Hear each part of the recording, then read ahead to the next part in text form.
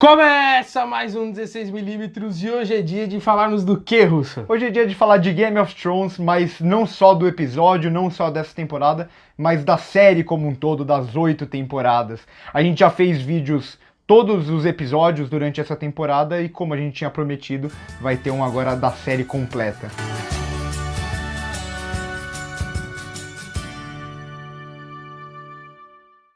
E agora que acabou a série, não tem momento melhor para comprar produtos de Game of Thrones se você é fã. E pensando nisso, a 16mm fez uma parceria com o Goat Fanatics Brasil.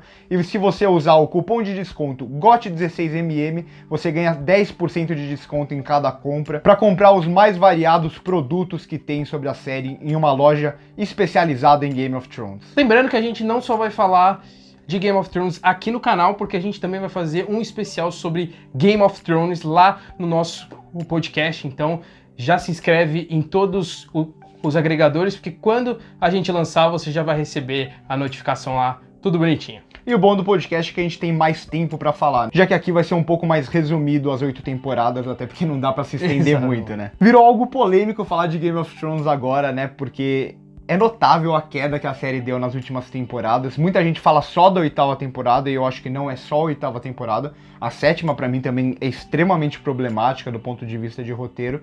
Mas eu acho que como um todo, só o final não pode pesar tanto assim. Acho que uma série de 8 temporadas você não pode analisar só as últimas 2, né? Exatamente, eu fiz uma analogia com Game of Thrones em relação a uma viagem, que ela começa divertida com as melhores músicas da playlist, mas com o tempo a estrada já não vai ficando igual, o pneu fura, a música não fica igual e quando você chega na casa não era exatamente aquela que você tinha imaginado e você fica com aquele gosto meio amargo. Só que assim, a jornada ainda foi legal. É uma série que fez a história da televisão, não tem como negar isso, as pessoas estão gostando de comparar o final com o final de Lost, só que eu acho que a série inteira ela pode ser comparada com Lost em relação a isso, de criar teoria dos fãs chegarem na internet e discutirem, essa amizade que foi criada em volta de Game of Thrones, eu acho que é muito maior do que só o final ruim. E falando um pouco disso também, não era comum se fazer na televisão uma produção tão grande e não era comum fazer produções de magia, produções de mundo medieval, então acho que nisso também Game of Thrones inova. É uma grande produção em escala, é uma grande produção em personagens, acho que é uma grande produção em todos os sentidos e se justifica, né? Exato. O dinheiro gasto se justifica, as paisagens são belíssimas, o design de produção da série parece que vai evoluindo e vai melhorando, porque essa parte visual da série é praticamente impecável.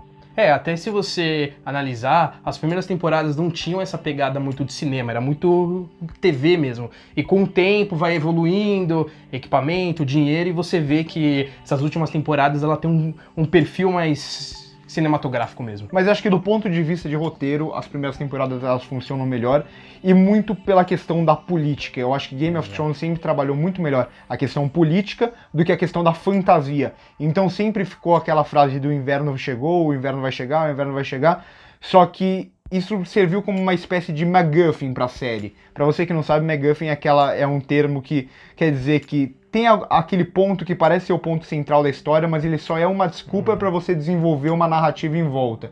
Então eu acho que por isso que é tão decepcionante quando o inverno finalmente chega, né? Sim. Porque se criou uma expectativa muito grande, mas eu acho que o foco da série nunca foi esse.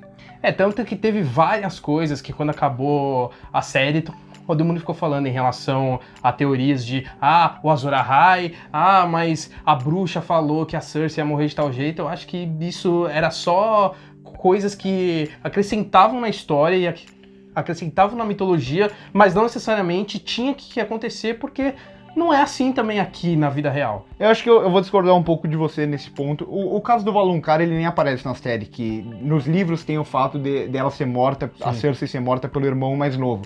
Na série eles não falam disso e só falam que ela vai ser morta e vai dar o trono para uma princesa mais jovem, isso realmente acontece. Mas no caso da teoria do Azor Ahai, eu acho que se é para você não trabalhar ela, você não cita. Eu acho que esse é um ponto de uma produção que, se você vai citar qualquer coisa que você citar numa série, num filme, é porque ela tem que ter alguma relevância. É aquela questão da arma de Chekhov. Se uma arma apareceu no fundo em um momento, ela vai ter que ter alguma relevância para a história. E quando você cita uma teoria, uma profecia, e você ignora ela completamente, aí eu já acho um problema. E bem como você falou, a série não vem caminhando de forma ruim só na 8ª temporada, né? Acho que a partir ali da 6ª começa a dar uma certa queda, porque é justamente quando os showrunners já não tem mais o livro como base, e é muito naquilo que o Martin contou pra eles de como acontece, só que a jornada até que isso acontecer, eles não sabiam como fazer, e assim, isso se comprovou muito no último episódio. Fica apressado. Uma coisa que o Martin ele sempre falou é que ele não manipula os personagens, ele deixa os personagens tomar o rumo natural deles. E aqui, depois que ele saiu, depois que não tem mais livro pra se basear, isso começa a acontecer ao contrário. Por exemplo, o Tyrion eu acho que é o melhor exemplo possível, que era um personagem extremamente inteligente, que foi construído dessa forma, foi evoluindo o personagem, e chega um momento que ele vira uma desculpa do roteiro. Uma desculpa de, precisamos de um dragão de gelo, o que a gente vai fazer? A gente coloca o Tyrion pra desenvolver um plano que não faz o menor sentido, pra a Daenerys poder passar a muralha, e aí sim se criar o dragão de gelo. E aí o ponto é que muita gente fica brava quando a gente fala isso, falando, mas foi mó legal o dragão de gelo, foi mó legal isso, foi mó legal aquilo. Sim, foi. Mas a construção para acontecer aquilo é um problema. Não é o que acontece, mas o como acontece, o caminho até lá. Nesse ponto, o último episódio eu acho que é o que mais comprova isso exatamente, porque os conceitos apresentados, eles são bons, da questão do Bran virar o rei, do Jon ir pra patrulha, só que a construção até chegar aí não foi boa, então a gente fica com aquele gosto meio... Eu acho que a melhor questão nisso também é a Daenerys. A gente sempre falou da Daenerys que ela teve esse lado tirana. Eu nunca vi a Daenerys na história como uma mocinha, nunca vi ela como a heroína. Eu acho que ela sempre foi uma construção de um personagem de Game of Thrones, que tem os seus pontos positivos, tem os seus pontos negativos, e ela sempre teve essa sede pelo poder. Eu acho que o problema é que há um salto muito grande na questão da loucura. Exato. Ela sempre foi tirana? Sim, mas dela ser tirana pra ela ser louca e cometer as atitudes, eu acho que tem um salto aí que ele deveria ter mais tempo pra se construir. Eu acho que Game of Thrones, o problema não foi nem o que aconteceu, mas talvez se tivesse mais 1 ou 2 temporadas pra desenvolver essa história, eu acho que ele funcionaria muito melhor. E aí entra o problema do dinheiro também, né? Exatamente. Eles tiveram que reduzir o número de temporadas, reduzir o número de episódios, porque é muito caro você gastar em CGI de dragão, é muito caro você gastar em CGI de lobo, muito caro gastar no CGI das batalhas, e aí você diminui, e com isso você perde alguns momentos de história que antes gastava mais tempo pra se desenvolver. E outra coisa que Game of Thrones sempre fez muito bem foi chocar o público. Sempre com uma morte inesperada. Começou ali na primeira temporada com a morte do Ned Stark, que a gente tem o Casamento Vermelho, acho que é o melhor exemplo disso ali na 3ª temporada. O Ned é legal porque ninguém esperava, né? Quem não leu os livros não esperava que você ia matar o cara que parecia ser o protagonista. Tem também o Casamento Vermelho, tem a própria morte do Oberyn, que é chocante, a morte do Tywin, a morte do Joffrey, são momentos inesperados que acontecem na série. Mas eu acho que isso, de certa forma, se tornou um problema, porque quando a gente chega no final da série, a gente não tem mais personagens importantes. Você fala, eu não gostei do Bran no trono, você tem todo o direito de gostar, porque se você olhar ali, nenhum dos personagens ali faria sentido sentar no trono. Por isso que a gente não pode relevar o poder de Game of Thrones por tudo isso que ele fez, não só de surpreender o espectador, mas também de gerar essa comoção que é muito contrário o que acontece com outras séries, porque aqui a gente começou a torcer para um personagem que a gente gosta morrer para voltar à essência de Game of Thrones. E só disso acontecer já mostra como a série ela tem um poder absurdo sobre a gente em relação a isso, de prender a sua atenção, de fazer você recriar teoria, de admirar o personagem, torcer por ele, assim, isso a gente não pode apagar. Eu acho que a questão principalmente de você admirar os personagens e torcer por ele é uma coisa que Game of Thrones faz muito bem, que é construir os personagens e o arco dos personagens, que é uma coisa que se popularizou muito. Agora todo mundo fala em arco de personagem, mas isso nada mais é do que a gente vai pegar o exemplo do Jaime, que na primeira temporada era um cara que empurra um garotinho no primeiro episódio, um cara que transa com a irmã, e você fala, esse cara não tem redenção, quase mata o Ned Stark, então você fala, esse cara não tem redenção. E aí a história vai se construindo e aos poucos ele começa a mostrar um outro lado, conviver com personagens, que acho que isso é uma coisa muito importante em Game of Thrones.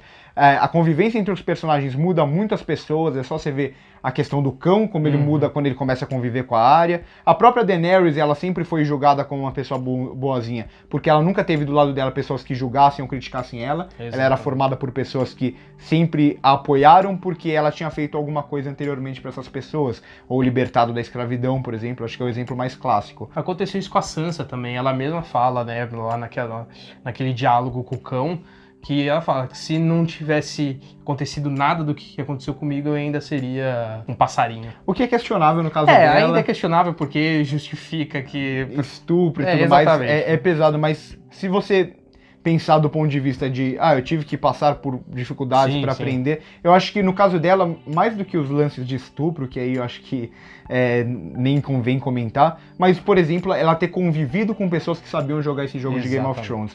O melhor caso é o Mindinho, antes mesmo a Cersei, então são pessoas inteligentes e aos poucos ela aprendeu a jogar o jogo, alguns momentos até da raiva da Sansa, você acha que ela tá sendo meio traíra aqui ou ali, mas ela é mais uma personagem que se adequa nesse jogo do Game of Thrones. A própria Arya também, que teve uma jornada fantástica ali, a questão dos sem rostos, ela aceitar dela, você tem a lista, ela vem e mata o White Walker, então você tem esses arcos muito bem construídos e que o espectador acaba se identificando com a história e por isso que se apega bastante. E é legal também ver como Game of Thrones revelou alguns atores, né? E revelou alguns outros mais experientes, não eram tão conhecidos antes. Aí o caso da Lena Headey, que faz a Cersei, o Nicola Coster-Waldau, que faz o Jaime, a Sophie Turner, que faz a Sansa, ela evolui muito, não só a personagem, mas no quesito de atuação. A própria Maisie Williams, que não mudou muito a cara, né, nessas temporadas, ela continua com cara de criança, mas no quesito de atuação ela evolui muito. Eu acho que a única que apresenta uns altos e baixos é a Emilia Clarke, que faz a Daenerys. Ela tem uns momentos que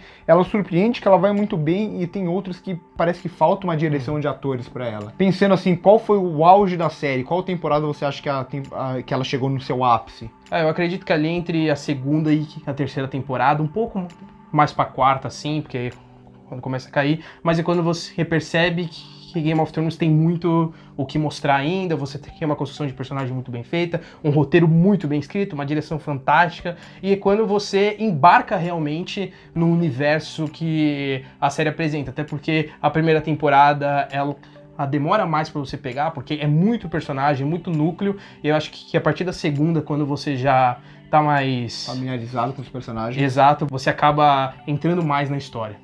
Eu acho que o ápice dela é talvez a quarta temporada, ali entre a terceira e a quarta. Eu acho que as 4 primeiras temporadas são melhores do que as 4 seguintes. Sim. Eu acho que a quinta, ela tem alguns bons episódios, mas ela tem alguns momentos que se arrasta demais, aquela questão ali da religião, aquilo... É legal o conceito dela, vem trazer uma cena muito boa, que é a caminhada da Cersei, mas no geral eu acho que se estende um pouco mais do que devia. A sexta temporada mesmo, se você for analisar ela como um todo, ela tem ótimos episódios, como a Batalha dos Bastardos, que é um marco para televisão, não tem o que questionar desse episódio. O próprio episódio do Hodor, tem ali uns 3 episódios muito bons, mas eu acho que se você for pegar a temporada como um todo, ela oscila bastante. E pra mim a sétima e a oitava é quando a série cai, e por isso essa decepção dos fãs. Mas vamos pra hora da nota, eu vou seguir uma lógica meio matemática, o que pode dar errado, porque a gente é de humanas no caso, mas eu vou tentar fazer uma conta baseado no que foram as temporadas. Como eu disse, as 4 primeiras eu gosto muito, e acho que se fosse pra analisar só elas, seria algo próximo do 10.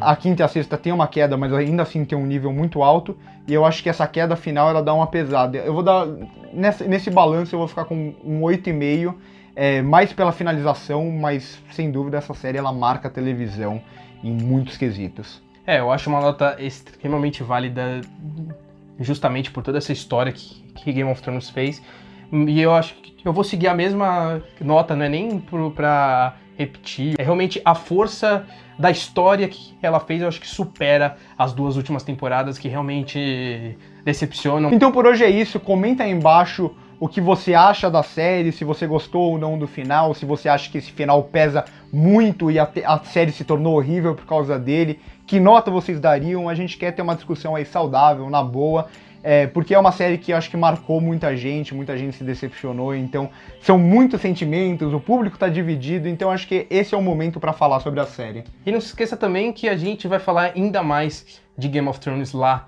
no podcast. E não se esqueça de se inscrever no nosso canal, curtir esse vídeo e compartilhar com aquele amigo que você se juntou e todo domingo para e Game of Thrones, e também de seguir as nossas redes sociais. No Facebook você encontra a gente como 16mm e no Instagram, @16mm, que a gente tá cheio de conteúdo legal lá. A gente tá fazendo muito conteúdo interativo no Instagram e no Facebook a gente tá usando como um local pra gente postar mais críticas escritas pra vocês que gostam disso. Então é isso, por hoje é só e corta!